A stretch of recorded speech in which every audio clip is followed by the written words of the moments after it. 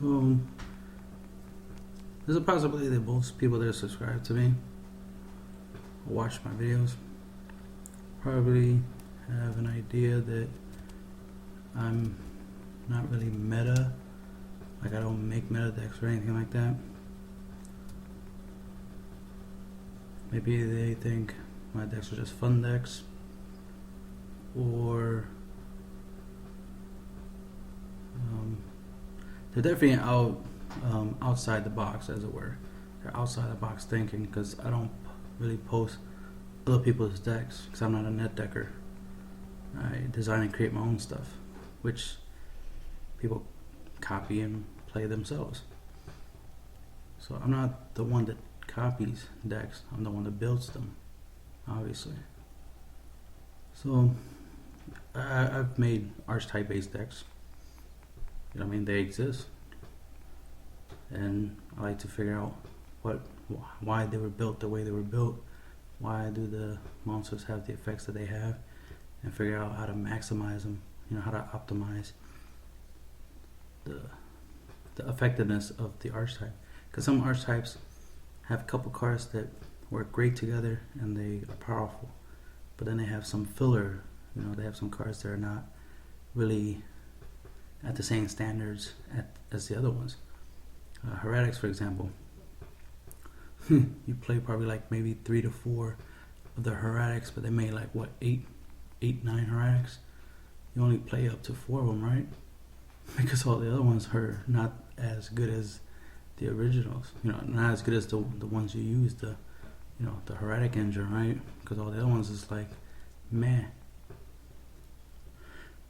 But if you're able to make those other cards useful, you know, figure out ways of making them playable, you know, that's awesome, right? That's skill right there. But sometimes you just go for what's simpler.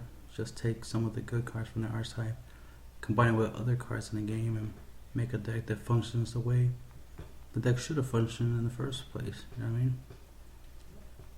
Like some people put Dark Arm Dragon in Inzectors. You know what I mean? That way the archetype has a boss monster other than the XYZ or Gigamantis. Have a slightly stronger boss monster. They can pop multiple back row, right? Or just multiple cards, not just rely on Hornet. So, you know, things like that. So I create all types of decks, whether they be based off of archetypes, creature types, attributes, just the interactions of certain cards like Infernal Tempest, DD Dynamite, Grinder Golem. These 3 cards combined create a strategy, create a concept you could build a deck around, right? Individually, they're meh, right? They're not so great individually, but combined, they create something strong. Let's see. Yeah, I mean, you get the idea. It's like I make decks in general. The reason why I make 40 card decks as opposed to my normal 48 card decks, because 48 is the way I normally build, because it's a mathematical design. Because I like to play 3 copies of everything, so I have a 3 and something chance of getting the card, right? 24 monsters, 12 spells, 12 traps. Altogether, that's 24. I have a 50-50 chance of drawing a monster or a spell / trap every time I draw with a 48 card deck. A 40 card deck, you know, the math is a little bit different. It's almost the same, but there's like that 1 card difference, because you'll have 1 copy of something, like a Dark Hole, Heavy Storm, Monster Boy, or something like that, right? That 1 card. So you got a 1 in a 40 chance of drawing that. But you got 3 out of 40 chance of drawing every other card in the deck. That's why, you know, a 48 card deck is better, because it's a 50-50 chance of drawing a monster or spell and trap, and then all the spells and traps and the monsters, they're all balanced out. The bigger the deck is, the more power you have, because the more options you have, the more outs. But with a bigger deck, you know, it comes with a heavy burden, right? So you're slightly slower because there's more cards you have to go through in order to get to certain specific cards. But of course, with so many rota cards in the deck, so many search options, you know, dragon rulers, you know, for example, banish plus, right? It's not even that big of a deal if you have a 60 card deck. The deck thins out so fast that you're already halfway through your deck and it's only your third turn, right? Or if you use stuff like Magical Merchant, mill half your deck to the graveyard, that just, you know, that cuts your deck in half with quickness, right? And you're able to access everything in your graveyard, so on and so on. So there's reasons why, you know, reasons for having a bigger deck than 40. But I build the decks and post these online 40 because that's what the average tournament player plays. They swear by the whole concept of 40. That's what they like.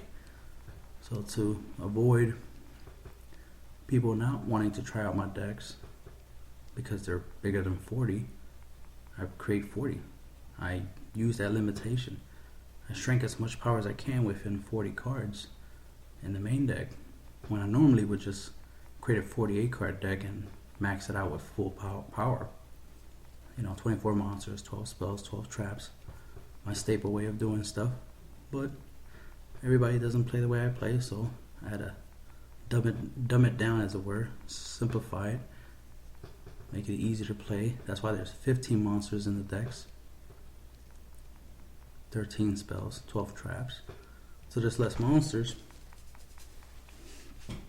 because you only need a couple monsters to do something. Sometimes you just need one monster, like Bujins, for example. You just need your model, right? And then you just support them with everything else that's in your deck.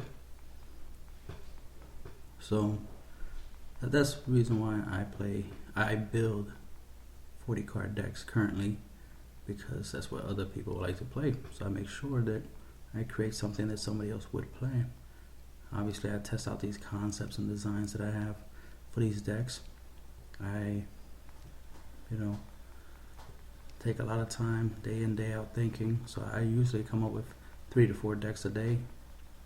That's just normal for me. It's like an addiction. It's like crack. Deck building every day. Reading cards, finding out if the card has any use. Looking on YUGIOH, seeing if any new cards have been released, any spoilers. See what the cards can do that got spoiled, and figure out how to make them useful. And I like to be ahead of the game, as I call it, right? So I try to get the information as fast as possible of the new stuff that's coming out before it even comes out. I always try to be like 2-3 booster packs ahead of what's currently coming out, so that way I know what's going to come out before it even comes out, and design decks based off of these cards before they're even printed in English, right? What else? That's basically it, I guess. That's the end of the video.